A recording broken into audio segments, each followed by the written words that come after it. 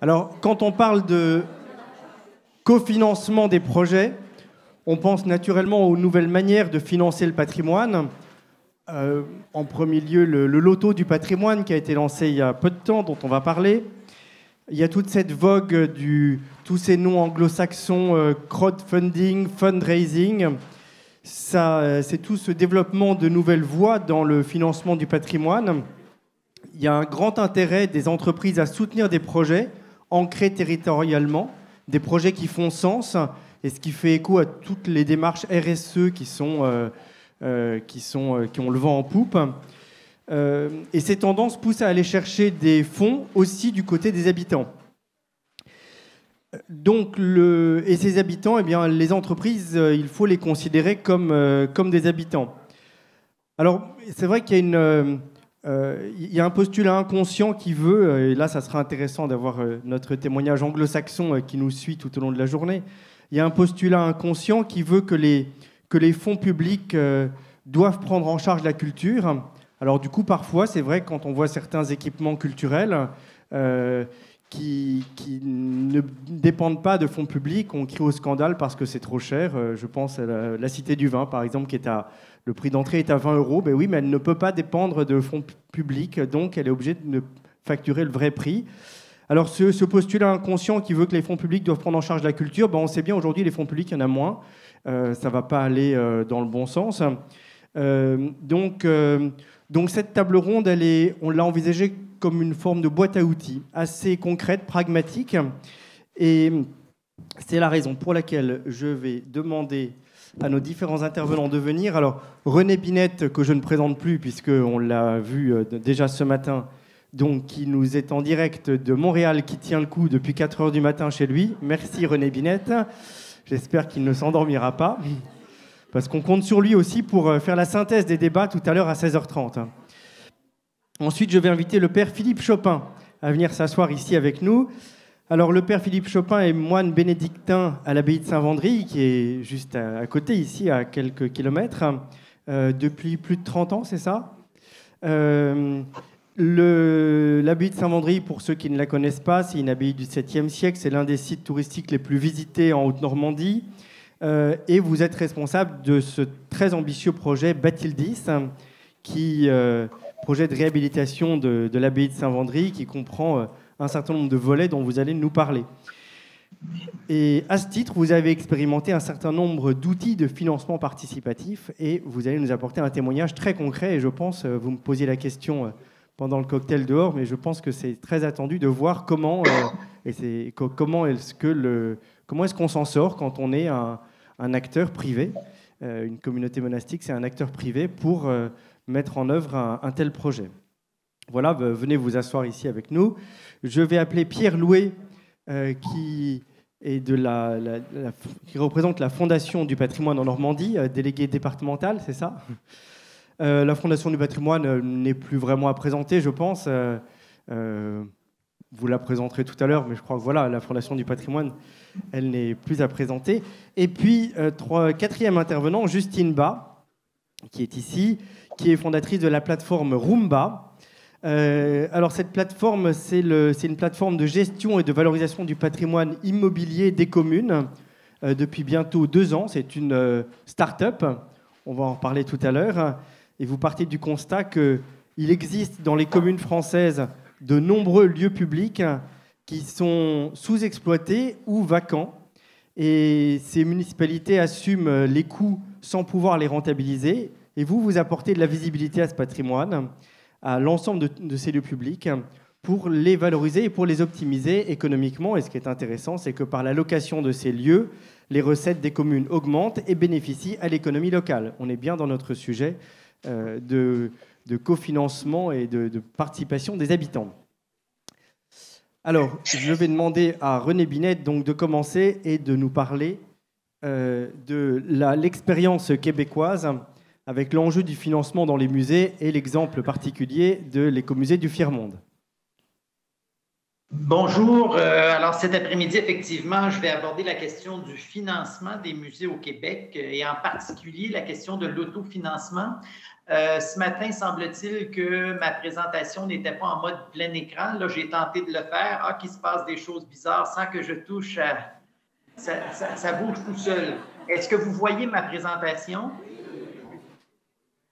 Bon, je ne vous Oui, c'est bon. entends pas. Oui, oui, Alors, oui, on voit parfaitement, c'est très bien. Alors, merci beaucoup. Alors, donc, ma présentation se fera en deux temps. D'abord, une présentation un peu de la situation du financement au Québec et l'exemple de l'Écomusée du Fier-Monde, évidemment, que je connais bien.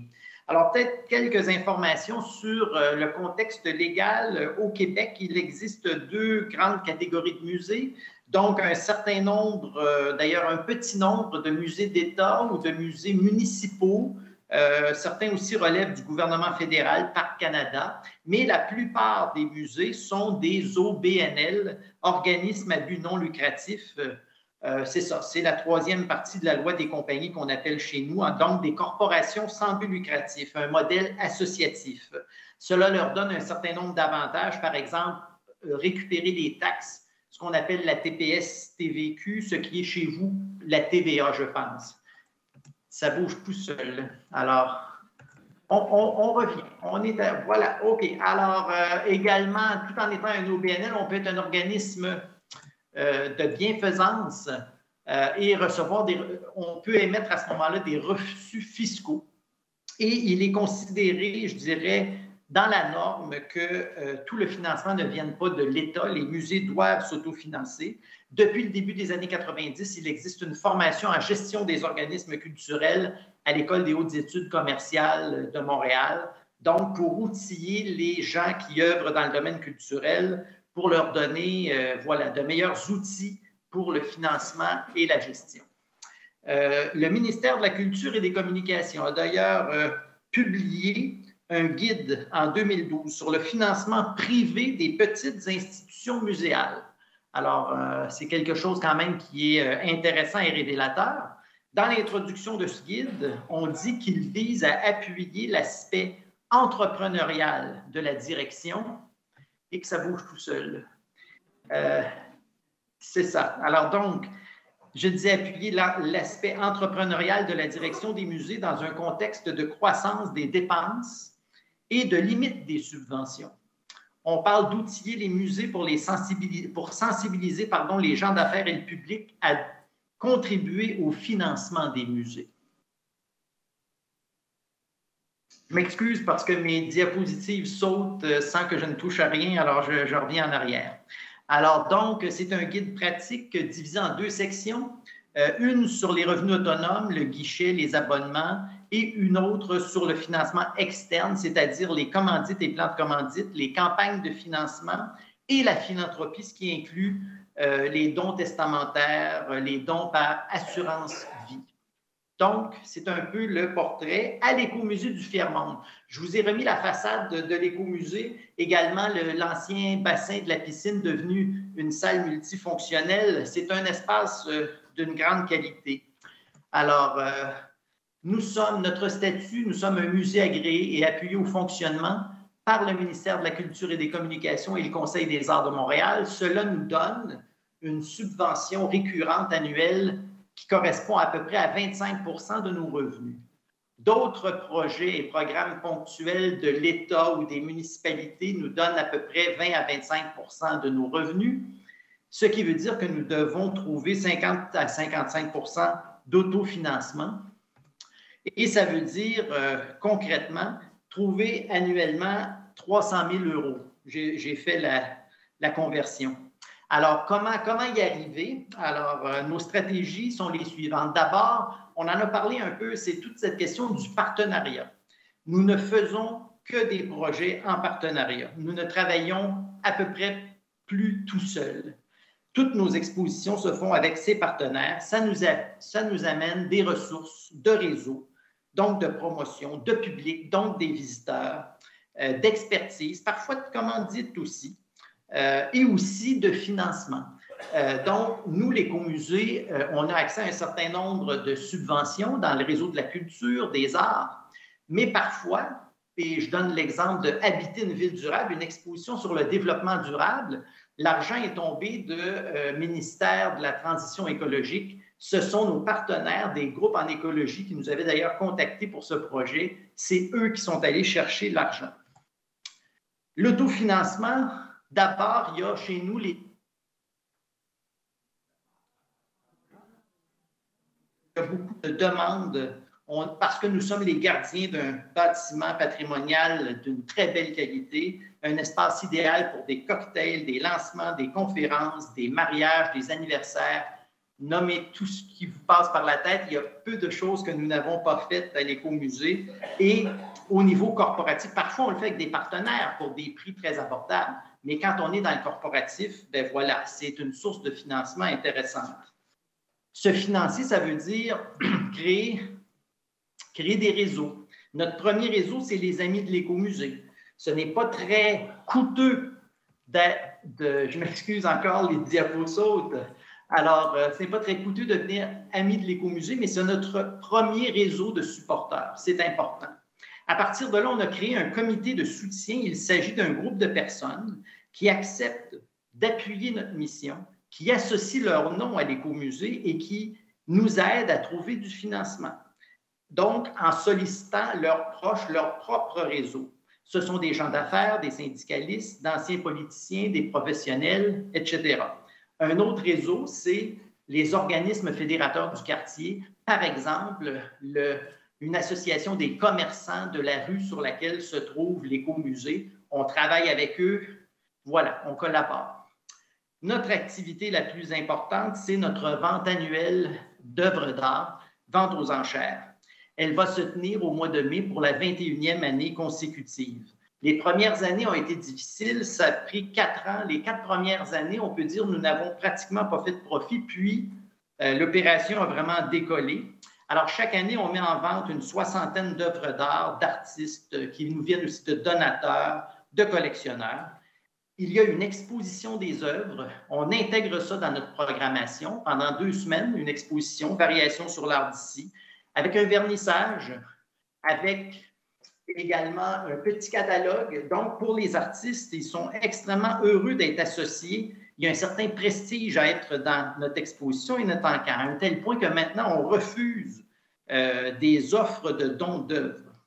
Évidemment, depuis l'an passé, c'est une mise virtuelle, ce sera encore ça, mais éventuellement, on va revenir à la formule en salle, une soirée conviviale. Nous avons une porte-parole, une ambassadrice avec un réseau de personnes d'affaires. Et compte tenu de notre mission, nous partageons une partie des profits avec des organismes citoyens du quartier. Voilà, alors c'est ça, c'est dans nos valeurs, mais il ne faut pas se cacher, ça nous permet aussi de projeter une image très positive. Nous faisons aussi nous sollicitons des dons. Et ces dons, nous profitons d'un programme du ministère de la Culture, Mécénat Placement Culture. C'est un programme d'appariement qui permet de multiplier chaque dollar reçu par un taux. Et là, ça varie selon la taille des musées. Ça peut être multiplié par 1, par 2 ou par 3 pour chaque dollar que l'on reçoit. La particularité, c'est que les dons et la subvention sont déposés à long terme. Nous ne pouvons pas les encaisser immédiatement. Immédiatement, ils sont placés dans des fonds. Nous avons la possibilité de récupérer les intérêts qui sont générés annuellement, mais les fonds et éventuellement de récupérer le capital aussi dans 10 ans. Ces fonds sont déposés à la Fondation du Grand Montréal. Alors, il y a une fondation de ce type qui se retrouve dans plusieurs régions au pays. Ces fondations regroupent et gèrent les dons de nombreux organismes de bienfaisance, en culture, en éducation, en santé, en charité, enfin, toutes sortes d'organismes. Donc, ils ont vraiment une cagnotte extrêmement importante, ce qui permet d'obtenir des rendements supérieurs à ce qui sera offert par notre institution bancaire, par exemple. Et je le disais, ça permet d'encaisser annuellement les revenus des intérêts et éventuellement le capital. Ça nous a permis de nous constituer un fonds important et cette valeur de fonds équivaut au 31 mars dernier à 640 000 € environ. Alors voilà, c'était un petit peu le portrait que je voulais vous tracer de ce financement et de comment on fonctionne chez nous pour se financer, surtout au niveau des revenus qu'on génère nous-mêmes, qui ne nous proviennent pas de l'État. Évidemment, votre contexte est différent.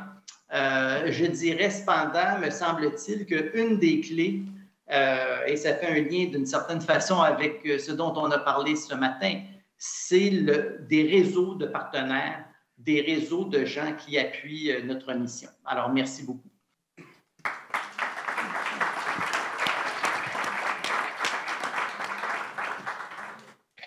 Merci pour ce témoignage plein de pragmatisme sur lequel on pourra rebondir tout à l'heure. Alors, je vais passer donc la parole au père Philippe Chopin qui va nous apporter lui aussi un témoignage concret. Comment on fait quand on est une communauté religieuse avec un monument patrimonial qui a 1000 ans, qui remonte à... Ce qui reste au-dessus, où le réfectoire va avoir 1000 ans dans 5 ans. Voilà. Alors, allez, racontez-nous. Le reste est sous la terre, puisque l'abbaye a été fondée en 649, mais les Normands sont passés par là. Ils ont su reconstruire après, et donc voilà, on bénéficie de ce qu'ils ont construit à partir du XIe siècle actuellement, mais donc ça s'étage du XIe jusqu'au XVIIIe siècle. Voilà. Donc il y avait à Saint-Mandry, je ne sais pas si on va pouvoir passer aussi quelques slides. En 2016, en tout cas, j'ai été depuis 1992, je suis le comptable de l'abbaye, mais en 2014, le père abbé m'a chargé de m'occuper de tout le temporel, à la fois sur l'entreprise, parce que vous savez qu'on fait une bière à Saint-Mandry, et aussi pour la restauration. Donc, on s'est retrouvé avec des urgences à Saint-Mandry, comme surtout souvent sur les monuments historiques. C'est-à-dire que la Révolution a malheureusement vendu donc l'abbaye, comme ici. Elle est à peu près un peu dans ce style-là, d'ailleurs, pour les grands bâtiments mauristes. Et l'église a servi de carrière de pierre. Et cette église, justement, cette ruine, un peu grandiose quand même, devenait dangereuse parce que les pierres commençaient à tomber. Donc c'était une des premières urgences. Et puis il y avait aussi un travail de restauration sur le cloître. Et nous avons un bâtiment mauriste, c'est-à-dire de ce style dans lequel vous êtes actuellement, qui a été en partie détruit au XIXe siècle. Et il s'ouvre en 4, donc troisième urgence. Et là-dessus, nous avons un souci pour accueillir. Alors, vous savez que les moines, c'est ora et labora, travail et prière, mais aussi beaucoup d'accueil. Et on le fait beaucoup ici, justement, localement ou un peu plus. Mais on n'avait rien pour les groupes. Donc, il a fallu réfléchir à pouvoir construire. On avait un terrain à 300 mètres de l'abbaye. Vous voyez un petit peu la flèche. Construire une nouvelle hôtellerie qui s'appelle Saint-Jacques, parce qu'il y avait une léproserie Saint-Jacques pas très loin qui dépendait de l'abbaye au Moyen-Âge. Donc tous ces projets, une des premières choses que je peux dire, ça a été de les mettre ensemble et sous le nom Bathildis. Alors je ne sais pas.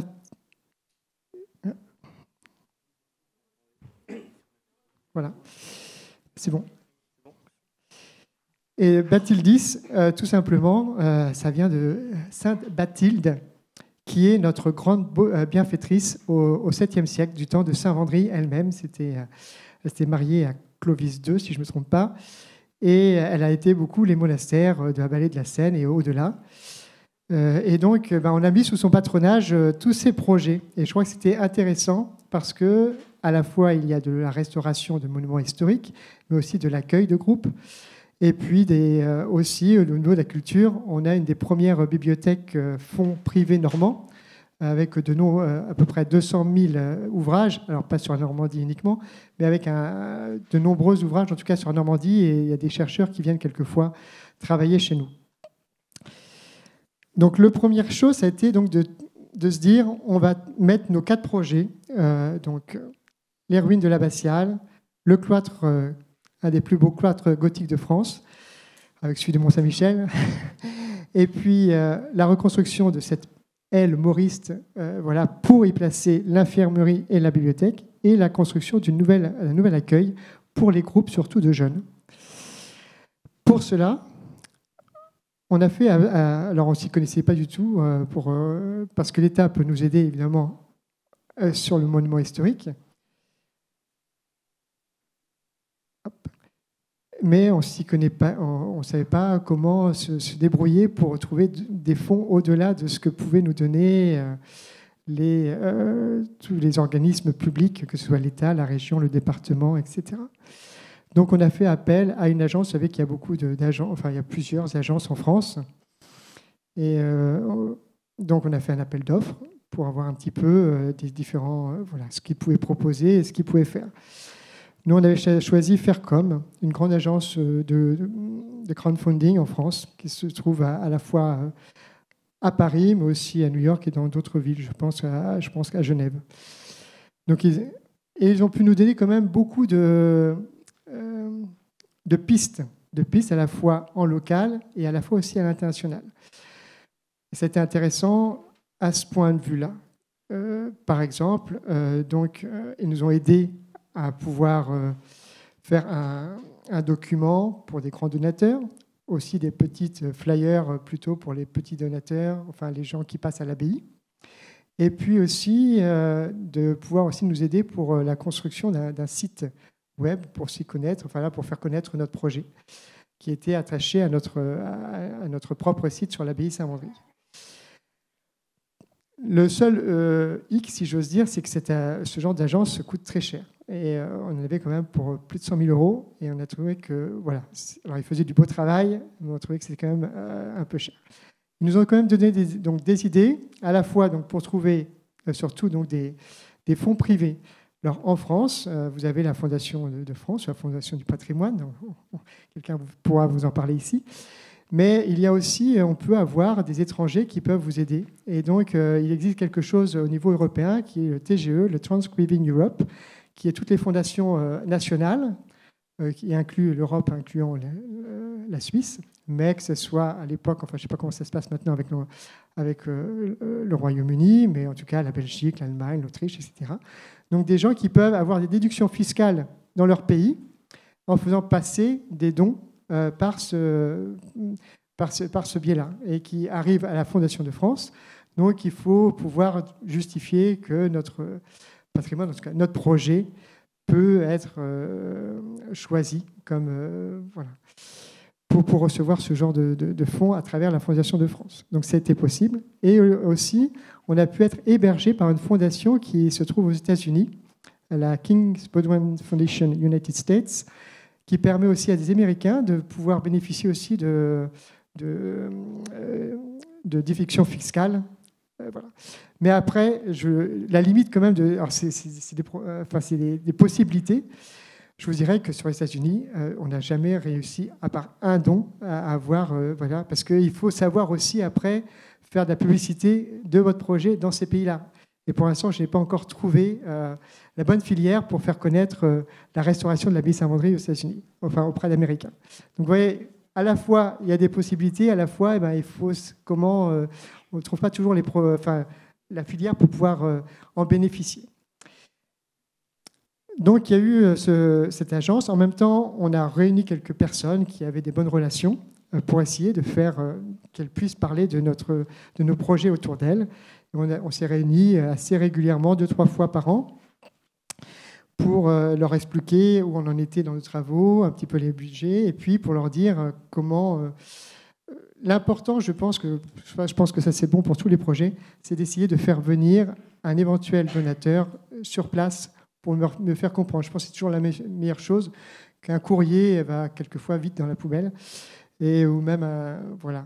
Je pense qu'on a des belles choses, mais il faut savoir accueillir les gens, leur donner l'envie de s'approprier le projet. Pour nous, Bathilde, c'était vraiment un projet de partenariat, c'était vraiment que les gens comprennent qu'on est heureux de partager une aventure avec eux. Voilà, qu'eux sont aussi heureux de partager cette aventure avec nous. Donc on avait ce comité de campagne et on a quitté assez rapidement l'agence à cause du coût, et on a pris une simple consultante, mais qui avait l'habitude aussi d'avoir plusieurs moyens de trouver de l'argent. Voilà comment ces personnes nous aident à trouver les mots qui peuvent toucher les gens, qui peuvent, voilà, les différents publics de donateurs. Et tout ça, c'est intéressant. Et comment on construit une campagne de dons. Voilà. Donc cette consultante, on l'a gardée, je pense, à peu près 2 ans. Et ensuite, sa mission terminée, donc on a pris nous-mêmes, parce qu'aussi, là, on était autour de 30 000 € à peu près par an. Donc c'est encore une somme, hein, vous savez, quand vous cherchez. Alors, nous, on est quand même sur des gros montants. L'abbaye a quand même de gros travaux à faire. Une hôtellerie pour 80 lits, ça coûte très cher. Donc c'est un investissement, mais on trouvait qu'on a derrière. Bon, après, on a essayé d'utiliser au maximum tout ce qu'on a pu recevoir de ces gens avec qui on a bien travaillé d'ailleurs. Mais on s'est plutôt entouré de quelques bénévoles qui nous aident bénévolement, donc gratuitement. C'est toujours le mieux si vous pouvez trouver autour de vous. Pardon. Donc les personnes contactées, alors il y avait le réseau personnel donc, de chaque ambassadeur. Je vous avais parlé de ce comité. Donc ce comité donc, composé d'ambassadeurs, c'est-à-dire de personnes qui iront porter nos projets. Les donateurs potentiels ciblés, alors bon, c'est vrai que nous avons déjà aussi une présence locale et je dirais ouest parisien importante depuis de nombreuses années. Donc on a des personnes qu'on pouvait tout de suite contacter pour leur demander de nous aider. Et puis après, donc l'Abbaye Saint-Mandry, c'est une association reconnue par l'État depuis 1993. Donc on peut aussi parler de nos projets à la fois au niveau du réseau public comme du réseau privé, au niveau des notaires, des gestionnaires du patrimoine, des banques privées. Et puis les fondations. Donc très rapidement, on avait pu avoir un partenariat avec la Fondation du patrimoine. Et nous aussi, pour les moines, aussi en France, enfin les religieux d'une manière générale, il y a aussi la Fondation des monastères. On a cette chance, puisqu'on est bâtiment tout le domaine de l'abbaye est classé, de pouvoir éditer des reçus fiscaux. Évidemment, ça aide beaucoup pour les donateurs parce que souvent, ils attendent un reçu fiscal, mais on n'est pas habilité d'éditer des reçus fiscaux au titre de l'IFI. Et c'est pour ça qu'on est content de passer par les fondations du patrimoine ou la fondation du monastère pour ça.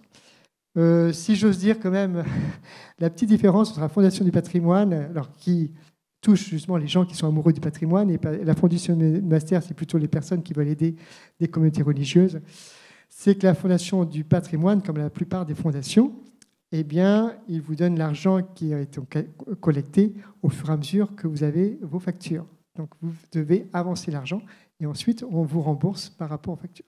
La Fondation du patrimoine, du monastère, elle, tous les mois, vous redonne tout de suite l'argent que les donateurs ont donné. Donc, pour nous, évidemment, toujours un petit avantage d'avoir l'argent avant et non pas après.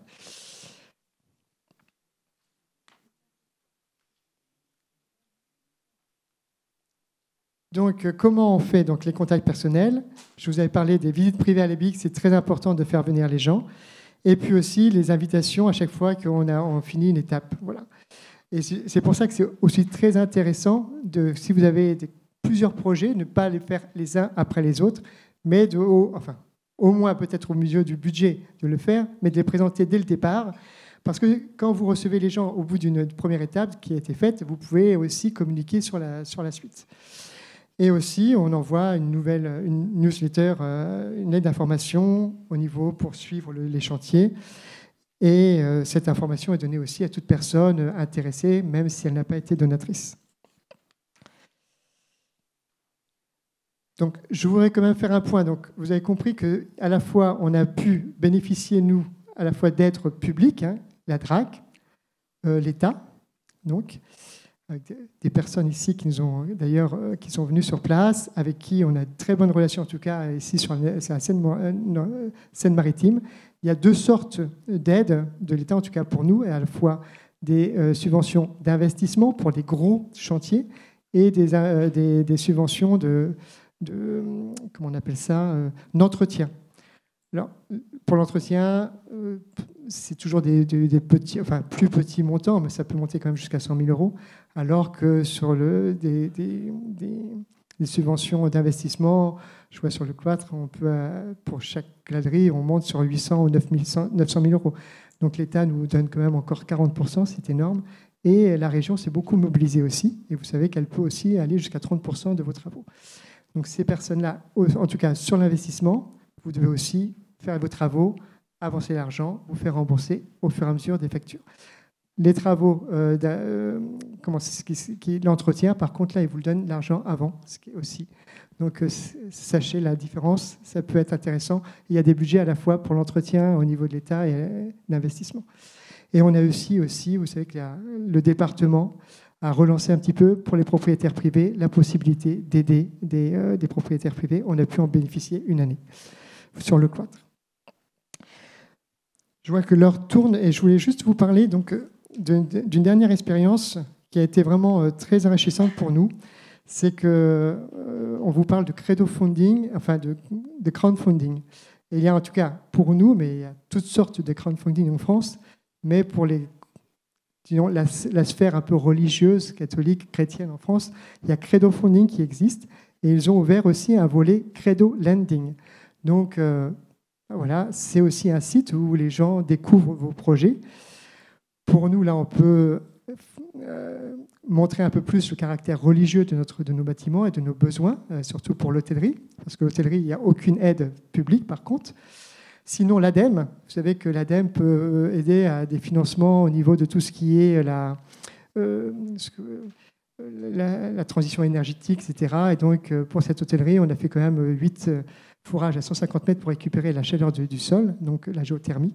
Et donc là, il y a aussi la possibilité d'avoir quelques subventions, mais qui sont plus modestes, si j'ose dire. Par contre, donc, il y a le credo funding. Donc, aujourd'hui, ça se développe beaucoup. Notre ami qui parlait avant moi là, au Canada, je pense, connaît beaucoup plus ça. On connaît plus ça en Amérique du Nord. Ça marche très bien. Ça se développe beaucoup maintenant en Europe. Et je pense que là, c'est vraiment intéressant de creuser, de pouvoir s'inscrire sur un site. Alors évidemment, ils prennent aussi leur commission, etc. Mais ils ont aussi tout un réseau de gens qui suivent un petit peu leur projet. Et donc sur Credo Funding, je crois que aujourd'hui, c'est plus de 53 000 personnes quand même qui peuvent regarder les projets. Et donc, si votre projet les intéresse, eh ben, ils vont donner comme ça. Mais dernièrement, donc c'était en décembre, on a fait un Credo Lending. Alors voilà. Ce credo lending, alors, quand vous avez vraiment besoin d'une manière urgente un peu d'argent, alors les credo funding, quelquefois, ça ne peut pas aller sur des trop grosses sommes. Et là, pour terminer cette hôtellerie, qui est donc un bâtiment dans le style tout à fait normand, en colombage, avec une petite chapelle, vous la voyez là sur le côté. Donc il n'y avait rien du tout, hein, c'était un terrain, il y avait une vieille maison qu'on a détruite. Et donc aujourd'hui, on a lancé, voilà, elle est en cours de se terminer d'ici quelques jours, quelques semaines maintenant, j'espère pour Pâques. Et donc, on a lancé un credo lending de 500 000 €, ce qui est quand même une grosse somme. Et donc, ça se fait sur un temps très limité. Et je trouve que c'est beaucoup plus intéressant qu'un emprunt bancaire auprès d'une banque. Parce que eh ben, vous essayez de trouver des gens qui aiment votre projet, qui deviennent partenaires avec vous.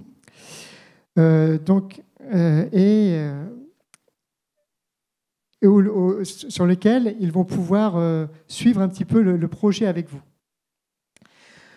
On s'est aperçu donc au bout de 76 jours de collecte, on a pu récolter plus qu'on avait demandé, 673 000 €, soit 134% de l'objectif initial, avec 48 investisseurs. Et surtout des investisseurs qui étaient des particuliers. Il y a 3 investisseurs qui sont plutôt des personnes morales, mais donc 45 investisseurs publics. Et ce que je voudrais montrer, c'est que parmi ceux-là, la moyenne d'âge, c'est 49 ans. Donc, c'est-à-dire que des jeunes, aujourd'hui, s'intéressent vraiment à aider le patrimoine ou des projets. Ça, c'est important. Et sachant aussi que, bon, il y en a, les dons ont été, enfin, le prêt, pardon, ont été jusqu'à 90 000 €, mais ça pouvait commencer à 500 €. Et donc, on avait mis comme date, pour rembourser sur 5 ans, 2 fois par an. Donc, ouais, 5 ans. Bon. Et ça permettait, pour nous surtout, de faire connaître, parce qu'on a plusieurs projets, et donc il va y avoir toute une réflexion, un reporting qui va être fait par Credo Lending à chaque fois qu'il y aura un appel de remboursement de l'emprunt. Donc ils vont savoir où on en est dans nos projets, dans nos futurs projets, et aussi on va les inciter aussi peut-être à laisser les intérêts. Là, on avait négocié à 1,2% l'intérêt, soit laisser l'intérêt ou une partie du capital. Donc, si vous arrivez à faire connaître votre projet, à bien aimer, mais peut-être que certains, surtout quand c'est des particuliers, vont peut-être laisser une partie, donc vous aurez peut-être moins à rembourser que, en fin de compte, que vous avez investi, enfin demandé, emprunté. Voilà. Et donc on avait merci beaucoup, voilà. Merci beaucoup du coup pour ce témoignage et cette piste de credo lending qui est innovante et qui est une belle source d'inspiration. Voilà, vous nous montrez là des photos de la nouvelle hôtellerie, donc qui ouvrira dans les jours ou dans les semaines qui viennent. Puis juste une photo du cloître. N'hésitez pas à... Ah, pardon.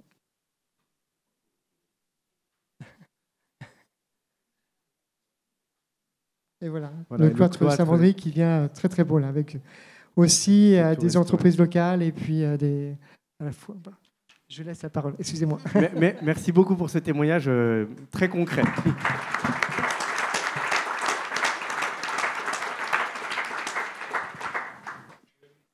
Alors, je passe maintenant la parole à la Fondation du patrimoine, Pierre Louet, Pardon, Lou, excusez-moi, il y avait un accent sur mon papier. Bien, écoutez, moi je vais vous présenter la Fondation du patrimoine qui existe depuis 1996, qu'on associe peut-être un peu trop à des éléments de patrimoine emblématique, mais qui au départ a été créé pour voler au secours de ce petit patrimoine qu'on voyait disparaître chaque année, donc ce patrimoine vernaculaire qui est parsemé dans toutes nos zones rurales. Au fil du temps, on verra que d'autres missions nous ont été confiées. Voilà, mais la Fondation intervient pour tout ce qui est patrimoine immobilier, patrimoine mobilier et très récemment au profit également du patrimoine naturel. Alors il s'agit bien évidemment de sauvegarder le patrimoine, mais aussi de sauvegarder les compétences qui permettent de préserver ce patrimoine. Alors je vais vous faire une présentation en vous présentant d'abord les outils traditionnels que nous avons depuis le départ, depuis la création de la Fondation. Et je viendrai progressivement sur des missions nouvelles et plus récentes qui nous ont été confiées. Alors, on a d'abord, dans ces missions traditionnelles, on a la collecte de dons au profit des collectivités locales ou des associations. Là, c'est typiquement l'église du village qui est à rénover. C'est vraiment le type de dossier que nous avons fréquemment. Mais ça peut être également des éléments de patrimoine qui sont confiés à des associations. Nous avons un deuxième outil qui est le label du patrimoine. Alors ce label du patrimoine, c'est un outil au profit des porteurs de projets privés. Et enfin, on a depuis le départ l'accompagnement de mécènes, de grands mécènes nationaux, qui ont chacun un cahier des charges spécifique et qui permettent d'avoir des actions ciblées sur telle ou telle opération de sauvegarde. Et nous avons plus modestement, et j'y reviendrai, un club de mécènes haut-normands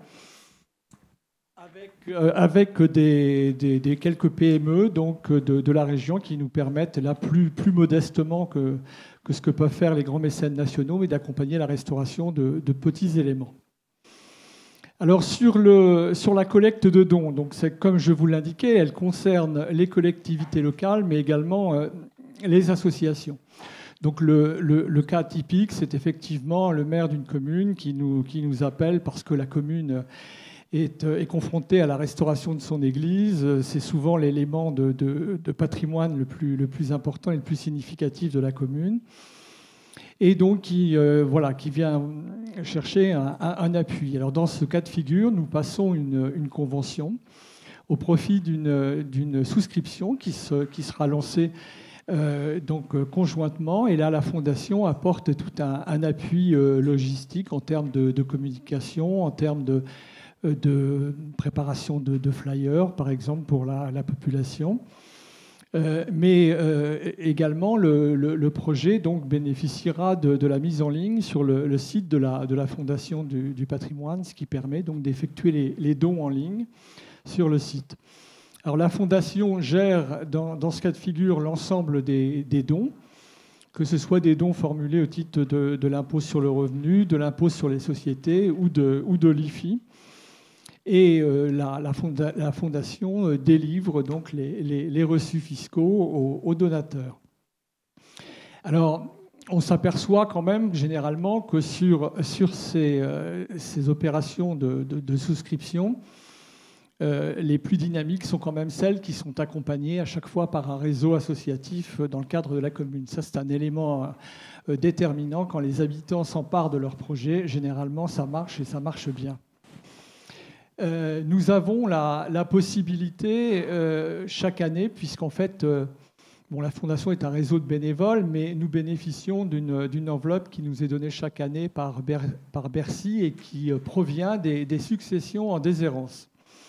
Donc cette enveloppe peut varier, mais nous mettons à profit donc, la quote-part de cette enveloppe qui nous revient en région pour abonder les souscriptions les plus dynamiques. Voilà, en fait, l'idée, c'est aide-toi et la Fondation t'aidera, quoi. Voilà, clairement.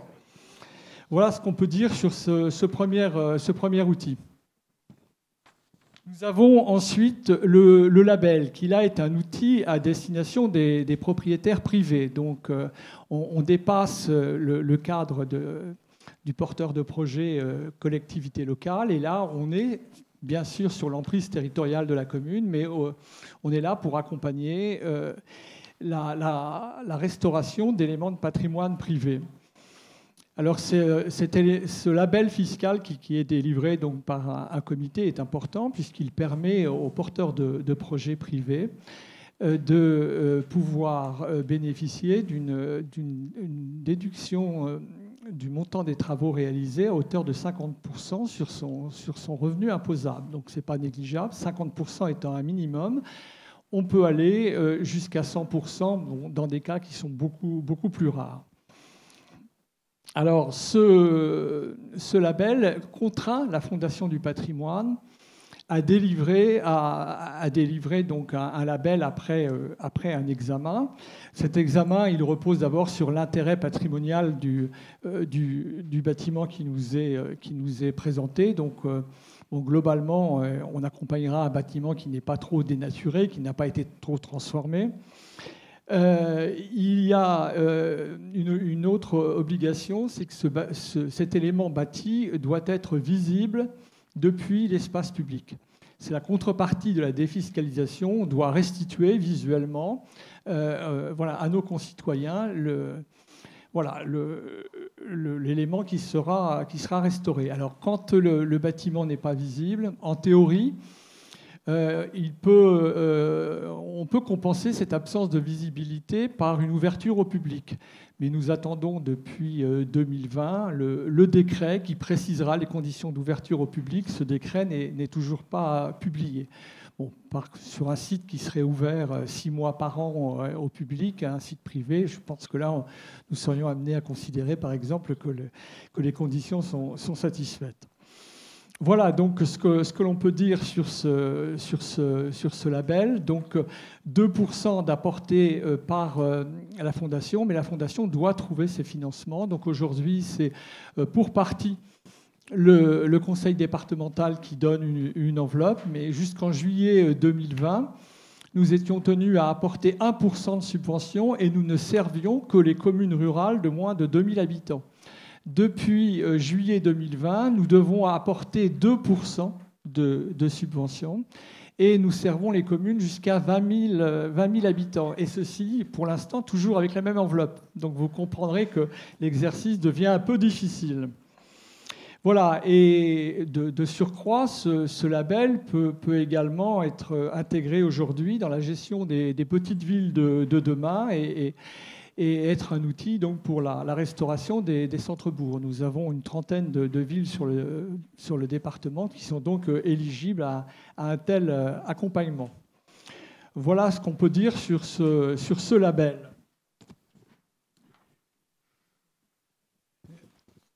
Nous avons également des compétences nouvelles qui sont apparues. Et là, le Conseil régional nous apporte un appui significatif, mais à destination essentiellement des collectivités locales et plutôt au profit des petites collectivités locales, essentiellement rurales. En fait, nous disposons chaque année d'un fonds région pour les 5 départements normands, une enveloppe de 300 000 € qui permet d'accompagner la restauration de petits éléments de patrimoine qui sont situés sur le terrain communal. Et voilà, la région donc, nous permet chaque année donc, d'accompagner de façon significative des petits éléments. Ce sont par exemple des anciens lavoirs, ou simplement des murs anciens sur la commune. Ça peut être la restauration de puits, ça peut être un appui sur la transformation de bâtiments communaux. On a accompagné par exemple une ancienne épicerie d'un petit village qui était transformée en mairie. Enfin, vous voyez, ce genre d'accompagnement. Par contre, ce fonds région excluait jusqu'à présent tout ce qui était cultuel. Et donc, une réflexion est en cours pour reconsidérer un peu le champ d'intervention de ce fonds. Aujourd'hui, à titre transitoire, il semble admis que sur 2022, les édifices cultuels pourraient être accompagnés dès lors qu'on serait dans un schéma de péril. Voilà ce qu'on peut dire sur ce fonds. Nous avons également une mission nouvelle qui nous est confiée en matière de patrimoine naturel. Alors, je dis nous allons accompagner parce que c'est quelque chose qui démarre, qui est très, très récent. Alors, la possibilité du label que j'ai présenté pour le bâti tout à l'heure au profit des propriétaires privés s'accompagne également aux parcs et jardins. Aujourd'hui, si sur le principe nous pouvons aider à la restauration de parcs et jardins, on a une limite qui est une limite financière. Il nous faut trouver la ligne qui permettra là encore de débloquer ces fameux 2% dont doit se voir doté chaque porteur de projet. Mais sur un plan plus général, et là je pense que nous pouvons espérer des fonds descendants. Sur le patrimoine naturel, nous allons intervenir maintenant sur tout ce qui est restauration de bâtis plus verts, sur tout type de bâtis, mais qui favorisera donc les techniques d'éco-rénovation, mais aussi tous les bâtis liés au cycle de l'eau. Nous aurons également des aides possibles pour tout ce qui favorise la biodiversité dans les parcs et jardins. Et alors là, il s'agit, quand on parle de parcs et jardins, il s'agit de lieux qui ont été aménagés par l'homme. Et nous aurons une troisième catégorie d'accompagnement possible, ce seront les espaces naturels, dont le littoral. Et là, a contrario, ce sont les lieux qui n'ont pas été aménagés par l'homme.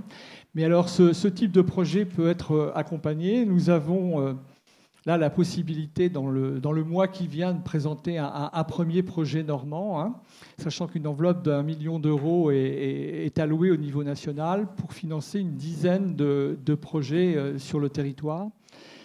Et donc, ce sont des projets quand même assez significatifs puisque les aides porteront sur des enveloppes entre 50 000 et 100 000 euros. Donc, il faut avoir des projets à minima de ces montants-là. Voilà ce qu'on peut dire sur ce patrimoine naturel. Est-ce que du coup, ce qu'on peut retenir, c'est qu'une collectivité ou un propriétaire, quand il a un élément patrimonial, que ce soit mobilier, immobilier ou naturel, il doit s'adresser à vous parce qu'en fait, ce qu'on voit, c'est que vous avez toute une myriade de dispositifs absolument. Dans laquelle on peut arriver à s'insérer.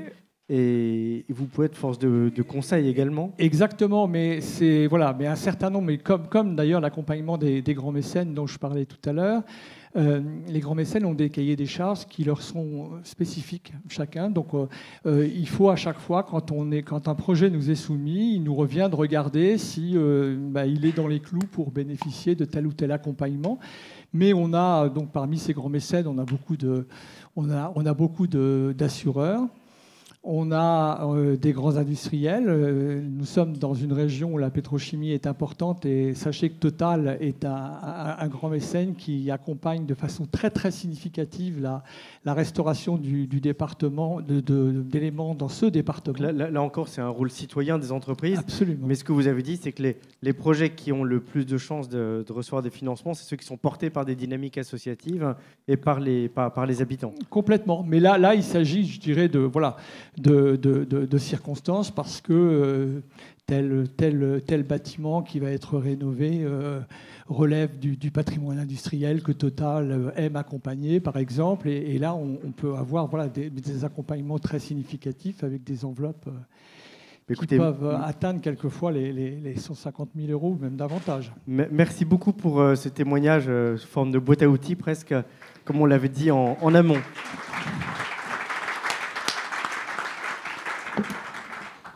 Alors Justine, comment est-ce qu'on peut rentabiliser tout ça et comment est-ce qu'on peut générer des ressources sonnantes et trébuchantes? Parce que c'est vrai que jusque-là, et ce matin on l'a dit, là, la France et Sylvain Amic qui disait qu'on était embarrassé par un patrimoine monumental dont on ne sait plus très bien quoi faire.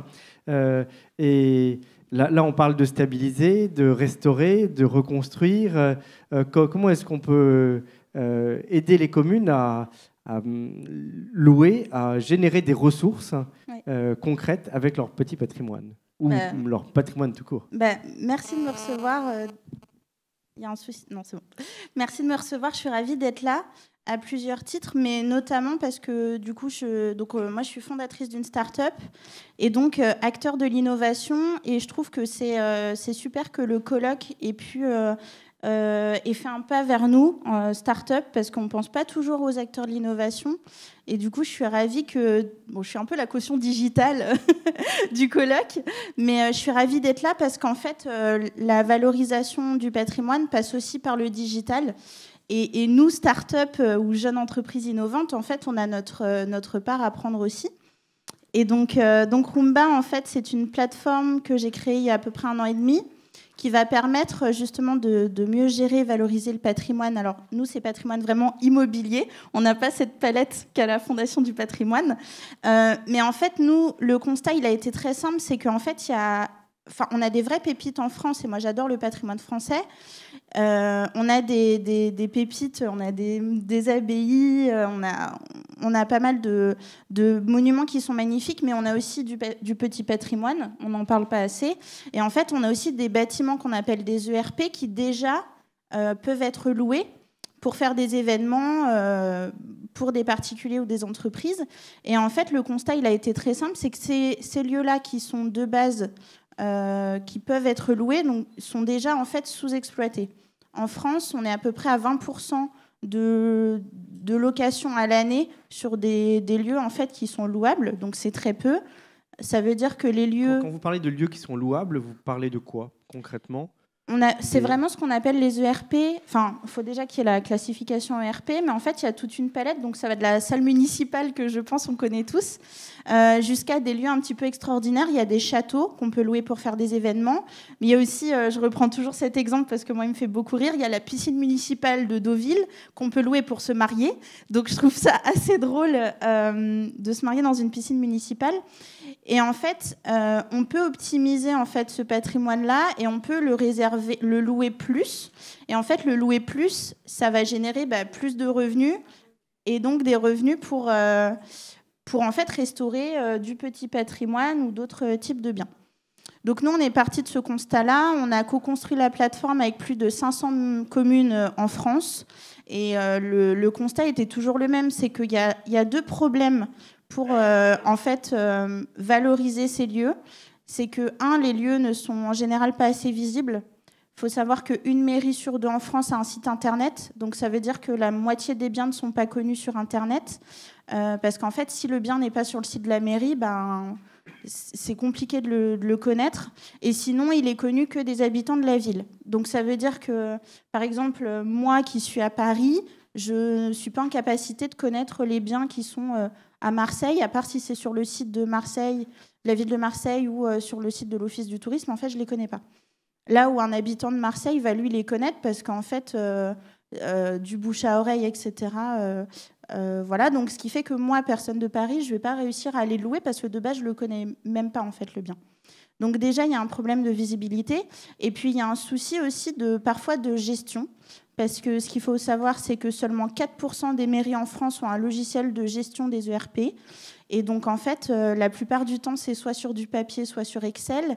Et en fait, ça va empêcher en fait, d'avoir un flux de réservation important. Et c'est une vraie pénibilité pour l'agent. Nous, on a aussi co-construit avec des agents qui nous disent que en fait, c'est très compliqué quand au quotidien, on passe sa journée à répondre au téléphone pour dire oui, le bien est disponible, non, celui-là, on ne le loue pas, oui, celui-là, on le loue. Alors qu'en fait, c'est du travail qui pourrait être automatisé, donc d'où l'aspect digital pour Roomba, parce qu'en fait, l'agent ne voit plus le sens non plus dans son travail. Quand il passe sa journée, comme je vous l'ai dit, à répondre au téléphone pour dire qu'un bien est louable ou pas, alors qu'en fait, c'est des informations qui peuvent être juste mises sur le site Internet ou en ligne. Et alors concrètement, vous apportez quoi à ces collectivités ? Oui. Une plateforme, un intermédiaire entre des demandeurs et des communes qui sont offreuses. Exactement. En fait, c'est vrai qu'on a beaucoup parlé de mécénat. Et en fait, il y a aussi la possibilité d'augmenter ces sources de revenus. Donc, optimiser en fait l'allocation des lieux. Et en fait, les entreprises, nous, on discute beaucoup avec les entreprises et avec aussi les usagers. En fait, les usagers ont envie aussi de pouvoir plus louer des biens qui appartiennent à des collectivités, parce qu'en fait, ils comprennent que derrière leur argent va bénéficier, en fait, encore une fois, va être réinvesti en fait dans des projets, etc. Donc, le moyen le plus simple, à notre sens, c'était de créer une plateforme un peu sur le modèle d'Airbnb qui va permettre en fait de regrouper tous les biens publics qui existent en fait en France sur une seule plateforme. Au lieu d'avoir des offres qui sont un peu dispersées, donc d'aller sur le site de chaque mairie, etc. Et puis derrière, en fait, d'avoir tout un outil de gestion optimisé. Et nous, en fait, le gros enjeu, c'est qu'on parle souvent des grandes villes, on parle des métropoles, etc. Mais c'est pas Paris qui a besoin d'avoir plus de revenus. C'est pas Paris qui a besoin de faire connaître en fait ces lieux. C'est aussi les communes de moins de 10 000 habitants. C'est des communes en fait qui parfois n'ont pas les budgets pour mieux gérer leurs biens. C'est des communes qui aussi ont besoin d'attractivité dans leur territoire. Et ce qu'il faut savoir, c'est qu'un événement qui est quand on se marie et qu'on a 30 ou 50 ou 100 personnes, et au lieu de me marier à Paris, je vais me marier en Normandie, bah, ça fait 30 ou 50 personnes ou autres qui vont connaître le lieu, qui vont consommer sur place, qui vont se loger sur place. Et donc ça, en fait, c'est un levier qu'il ne faut pas sous-estimer. Et sur le pan entreprise, c'est vrai que c'est important que les entreprises soient mécènes, mais c'est aussi important de faire en sorte que les entreprises prennent conscience du fait qu'en fait, elles peuvent aussi faire leurs séminaires dans des lieux qui sont publics et qu'elles ne sont pas toujours obligées d'aller vers des propriétaires particuliers et ils ont toujours l'habitude de louer le même lieu, etc. On peut aussi leur faire découvrir des lieux. Il y a aussi des sociétés de production qui sont très en demande aussi d'avoir des lieux qui sont publics, etc. Et là, la nouveauté, c'est qu'on a aussi des acteurs américains, mais voilà, qui aussi, eux, ont envie de se dire, on va consommer aussi des lieux publics plutôt que des lieux privés. Et du coup, pour nos événements d'entreprise, pour les événements avec les clients, on va plutôt aller chercher des lieux atypiques et des lieux qui sont publics. Donc concrètement, aujourd'hui, je veux faire un séminaire d'entreprise. Je ne connais pas l'abbaye du Valas. Je suis une petite commune. Je vais sur la plateforme Roomba. Je regarde ce qu'il y a autour de chez moi. Exactement. Et je choisis un lieu en fonction de mes critères. Exactement. Et vous faites l'entremetteur avec la collectivité qui met à disposition... Voilà. En fait, nous, notre enjeu, ça va être en tant qu'acteur de l'innovation, ça va être de mettre à disposition des collectivités tous les outils qu'on a en tant que start-up. Donc, c'est des mots un peu barbares. C'est du SEO pour le référencement Google. Ça va être des réseaux sociaux, etc. Et en fait, tous ces outils-là, on va les mettre à disposition de la collectivité et du bien pour que en fait, les gens puissent le connaître et que en fait, on ait envie de louer ce bien-là. Merci beaucoup. C'est un outil innovant.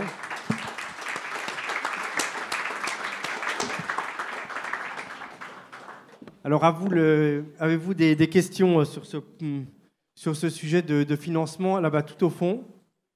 Voilà. Quel est le budget, au vu des chiffres, quel est le budget annuel de l'écomusée de Montréal? René Binet. On a parlé de 300 000 euros qui représentaient 50%. Ça semble anormalement faible. Ça. Alors, donc, on multiplie ce chiffre par 2 et ça vous donne, c'est ça, ça vous le donne en euros, là. Voilà, c'est ça. Ça, ce sont les chiffres pré-COVID, je dirais.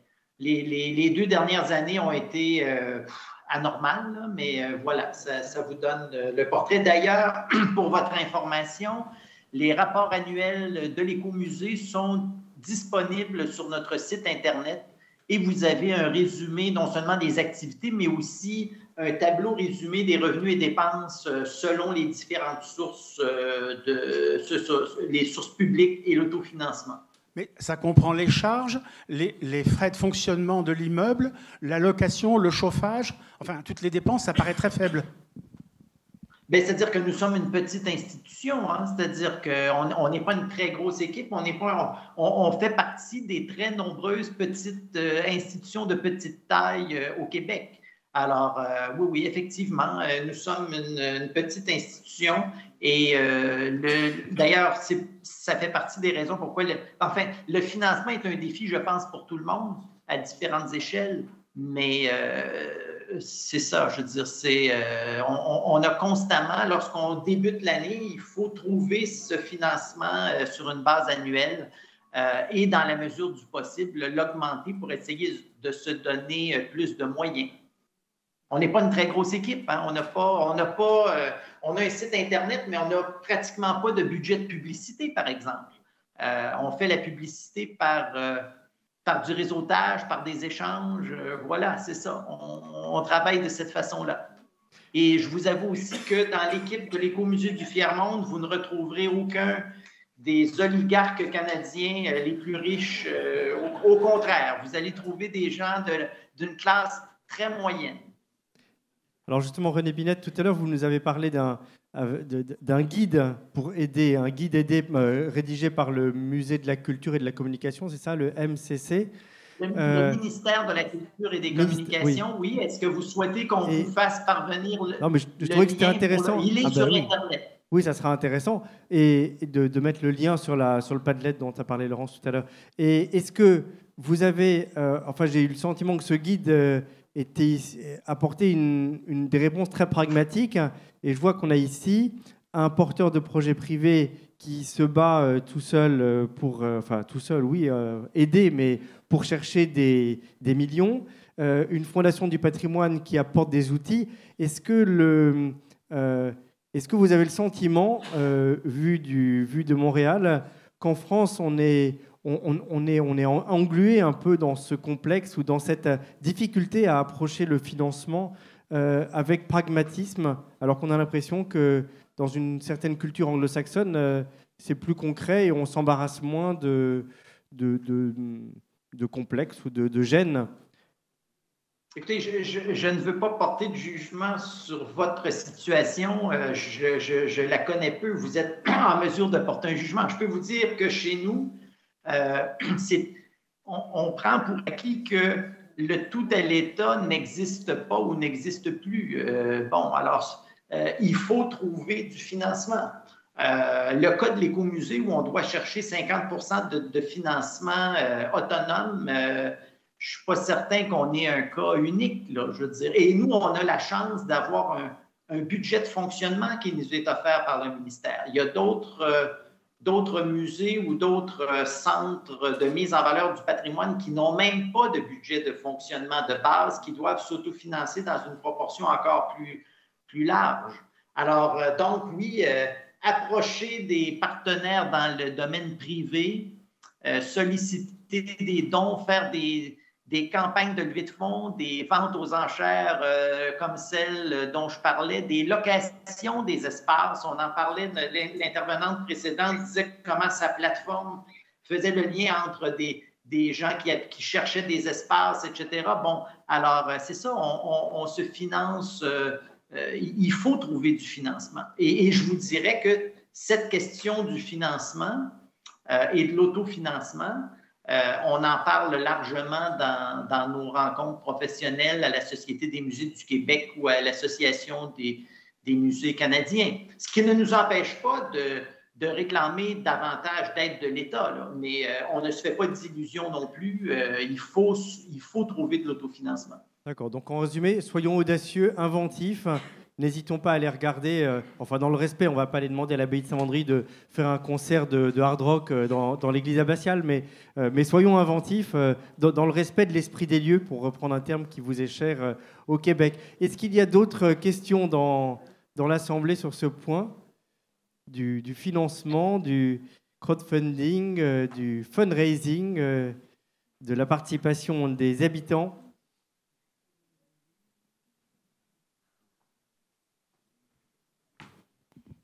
C'est une question pour Justine Va. Est-ce que cette facilitation de la mise à disposition du public de ces lieux qui appartiennent à des communes peut être l'occasion, pour certaines d'entre elles, de réinvestir des lieux qui sont aujourd'hui un peu abandonnés? Et je ne parle pas de l'immobilier en général, mais du patrimoine, enfin du patrimoine bâti. C'est une excellente question. C'est vrai que j'ai essayé d'être courte parce qu'on était assez en retard, mais nous, on a aussi ça, c'est qu'en fait, on est énormément contactés par soit des communes qui ont des biens et elles ne savent pas quoi en faire. Et ce qu'il faut savoir, c'est qu'il y a beaucoup de communes qui vendent leurs biens parce qu'en fait, à un moment donné, ça coûte très cher.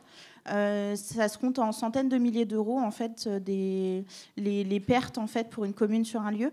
Et donc, en fait, c'est une très bonne question parce qu'on a même des entreprises qui ont été privatisées récemment, qui ont un patrimoine incroyable et qui fait partie de notre patrimoine, les anciennes gares, les anciennes postes. Et en fait, ils ne savent pas quoi en faire.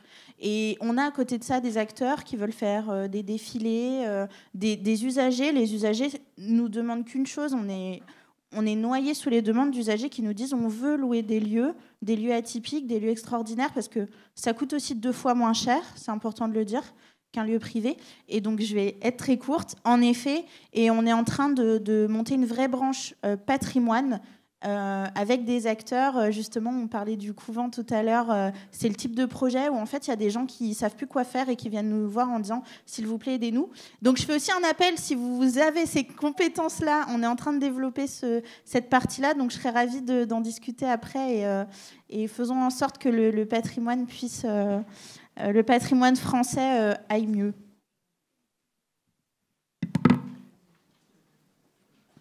Ah, une question là-bas. Ouais, juste une petite question pour avoir votre point de vue sur des projets qu'on n'a pas évoqués, mais avec des startups d'un autre genre. Je pense à D'Artagnan qui en fait crée une sorte de copropriété de copropriétaires de châteaux qui étaient abandonnés, où là du coup le grand public n'est pas juste donateur, mais copropriétaire. Voilà. Ah bah, je demandais à mon voisin s'il voulait répondre. Il me dit c'était un concurrent d'Artagnan.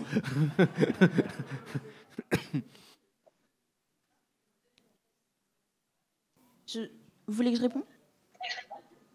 Je vais répondre du coup. Alors moi, je trouve que D'Artagnan, c'est une super initiative.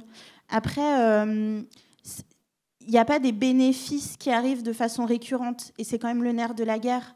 Quand on loue un lieu et que c'est 1 000 € la soirée, qu'on le loue 4 fois dans l'année, 4 fois par mois, pardon, ça fait quand même 4 000 € qui rentrent, et multiplié par 12 mois, etc.